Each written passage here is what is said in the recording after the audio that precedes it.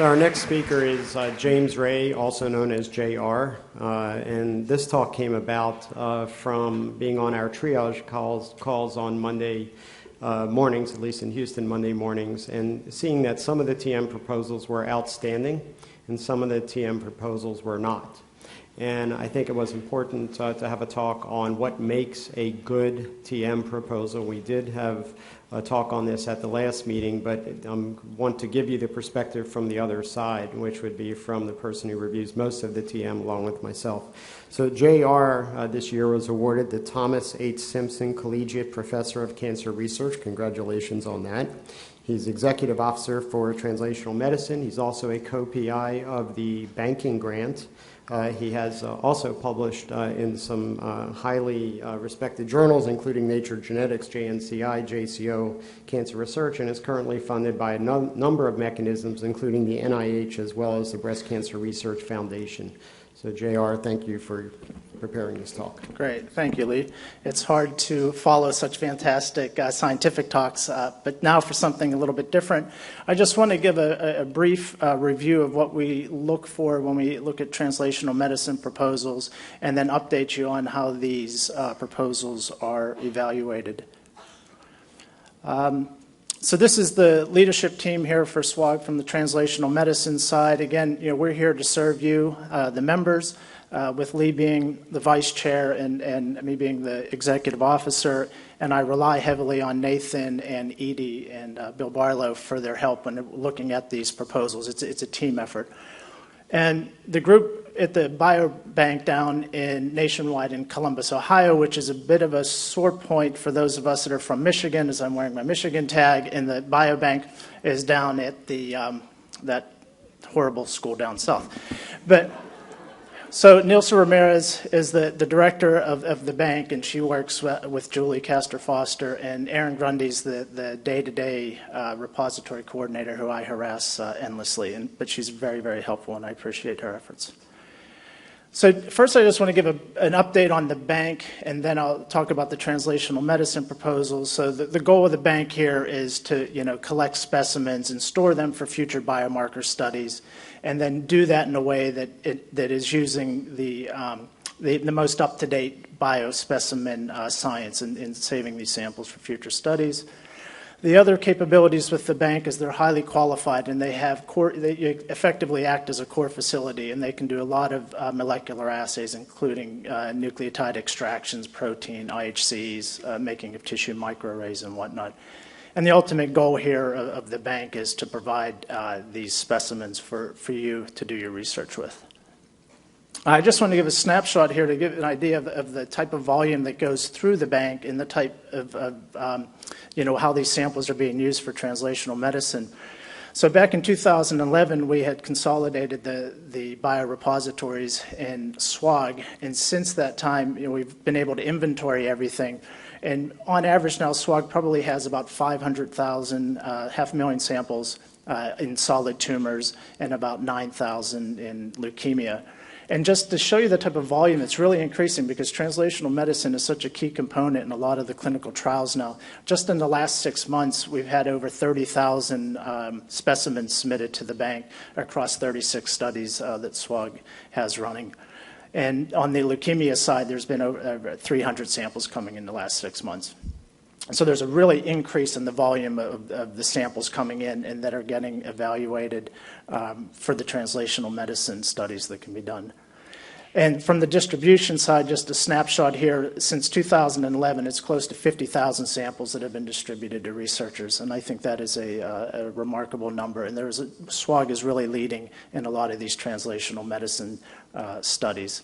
And on the leukemia side, there's been almost 3,000 samples that have been distributed since we consolidated the bank and been able to monitor all of our activities. Now, so we have this rich biobank, and now what we talk about is doing translational medicine, right? And the goals of translational medicine is to basically figure out, how the drugs are working and use methods to be able to detect, whether or not we can come up with better predictive biomarkers that are both prognostic or predictive for the exact drugs that are being used. So the question now comes up is, how do we get these samples from the bank to the investigators? And SWOG has always had a long history of inviting both SWOG members as well as external investigators to submit these translational medicine proposals for consideration.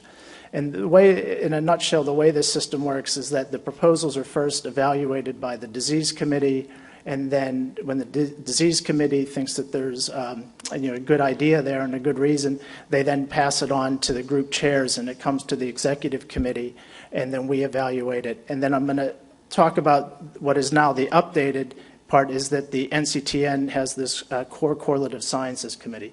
So in the past, the translational medicine proposals would come in, they would get reviewed by SWOG, and then we could decide on the distribution of the samples. But now we have the NCI that's contributing to the review process, and I think that's been extremely helpful. So to start with, for getting samples for translational medicine, I recommend the SWOG website. The first thing to do is find out if the samples are even there, and that's a very simple, there's like a 1.5-page form. You can download it, submit it to the biospecimen address here, and you'll get feedback on whether or not there's samples suitable for you to further explore the possibility of doing a translational medicine proposal.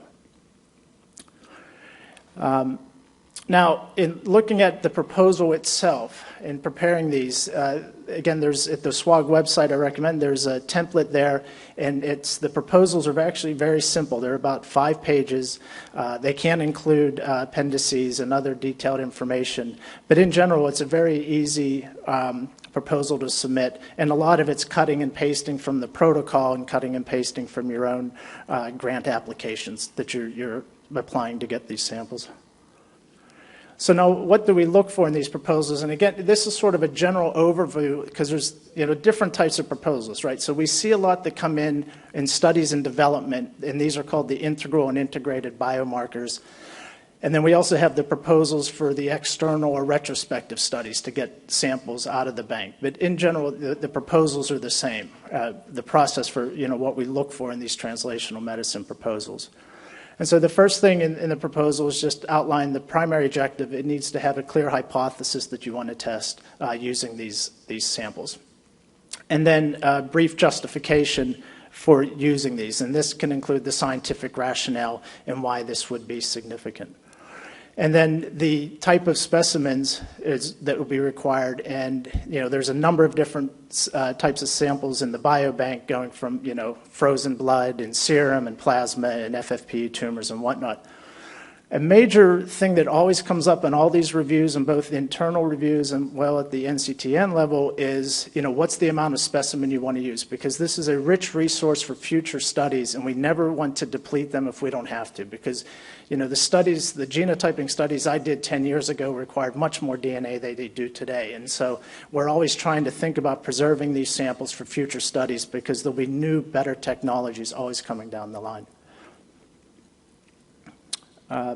So again, then continuing now on this proposal is that you need to describe briefly your research techniques and the assays that you're going to run, including the preliminary data. Most of the proposals we see, people have already published on these assays, and so it's a simple matter of just a paragraph or two. This is the assay we're going to run, and we've already published on this, so we know what we're doing.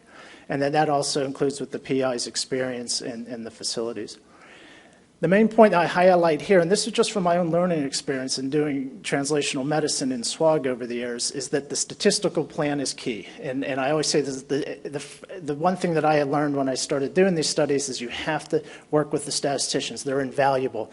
And that is an incredible resource that SWOG has. The statistical support is incredible, and the feedback that you get in the design of the studies in the translational medicine proposal is absolutely outstanding. You learn, they will tell you whether or not you can answer the question that you're asking, whether or not you can test your hypothesis, if the samples are there, and depending on the outcomes data, whether or not you can test your biomarker for whatever reason. The expected timeline, this is an issue that we've grappled with on the translational medicine side. Samples go out, and then seems to take a long time to get these studies completed. But as a policy, the studies need to be completed within 2 years that the samples have been distributed to you. And then we also look at issues of conflict of interest and funding source when we're evaluating these translational medicine proposals. So how the review process works is that now the proposal has been written, you've worked with the statistician, and the disease committee has given you feedback, and then the reviews are come in and they're reviewed for their clinical and scientific merit and feasibility. And first reviewed by the disease committee and their respective translational medicine co-chair, and then it's sent to the SWOG triage. And we hold these every Monday morning, so a proposal can be submitted, Wednesday or Thursday the week before, and we review it over the weekend and on the Monday and give you quick feedback. Now, what the new thing here to update you is that we have this new NCTN correlative sciences, and this, fortunately for us and for SWOG, Lee is one of the co-chairs of this, and so this is run through the NCI, and there's several of us here that are on this committee as well, including Dan Hayes and myself. And this group now is charged with the final scientific review and prioritization of samples that are looking for the samples coming out of the biospecimen bank that haven't already been reserved for translational medicine. So once the study is done and the initial translational medicine is done and the samples are available to everybody, this is the final scientific sign-off. And this committee is made up of a number of those of us from the cooperative groups, as well as we have the NCI representatives and patient advocates, and we get additional statistical and scientific expertise from the NCI. And I just want to remind everybody that Elise Cohn gave a really nice presentation in last fall's TM Plenary and discussing how this new correlative science committee is moving forward. And I recommend, if you didn't get to see it last fall, or if you missed it, you can go to the SWOG website and the video's there for her. And it was really good job for that. So, so now the way it works, now at the end, you've had a proposal, it's been reviewed, it's scientific, but has scientific merit. We want to do the translational medicine and get the samples into your hand. And then there's a final authorization to release the samples to the investigators. And then this gets approved by the SWOG, by the group chair's office, after we have the NCTN approval and verify that the funding of the study is there. We don't want the samples to go to a lab and just sit there while you're waiting to get funding. You have to verify you have the funding, and then we send you the samples.